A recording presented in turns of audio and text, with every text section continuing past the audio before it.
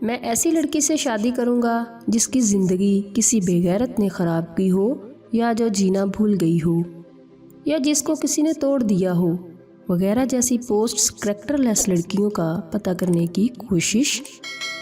کچھ ٹائم کے لیے ٹائم پاس بنانا، ایسی لڑکیوں کو دوسری بار توڑنا یا ایسی لڑکیوں کا مذاق اڑانے کے برابر ہے۔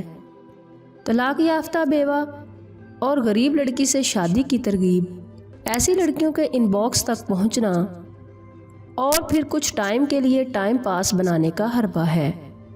یہ ایک طرح سے طلاق یافتہ بیوہ یا غریب لڑکیوں کا مذاق اڑانے کے برابر ہے۔ شوہر کو دیکھے ہوئے ٹائم ہو گیا والی پوسٹ سے ایسی عورتوں کا سراغ لگایا جاتا ہے جو شوہر کے بغیر تنہا زندگی گزارتی ہیں، اپنی لائف سے خوش نہیں، یا جن کے شوہر آؤٹ آف کنٹری ہیں۔ ان کے ان باکس تک پہنچ کر کچھ ٹائم کے لیے ٹائم پاس بنانا ہے۔ گھر میں آپ کا جینا کس نے حرام کیا ہے، یا زندگی کا وہ رشتہ جس نے آپ کو بہت تکلیف دی ہو؟ جیسے ہی کوئی خاتون شوہر کمنٹ دیتی ہے، ٹھرکی مرد پیچھے پڑ جاتے ہیں کہ محترمہ اپنی لائف سے خوش نہیں ہے، کچھ ٹائم کے لیے ٹائم پاس بن سکتی ہے۔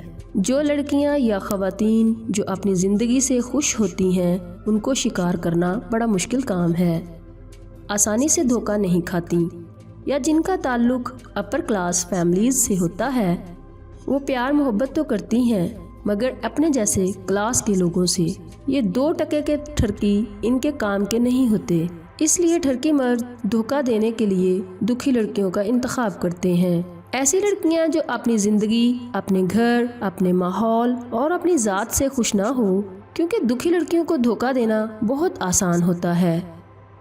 طلاق یافتہ بیوہ، داغدار یا غریب لڑکیاں ان کا نشانہ بنتی ہیں۔ لڑکیوں کو شکار کرنے کے لیے یہ ٹھرکی لفظوں کے جال بچھاتے ہیں۔ لفظوں کے جال میں وہ ایسی باتیں بنتے ہیں کہ لڑکیوں کے دل کے سارے بند دروازے خود بخود کھل جاتے ہیں، مگر ایسے ٹھرکیوں کے الفاظ عمل سے خالی ہوتے ہیں، وہ صرف باتیں ہی کرتے ہیں۔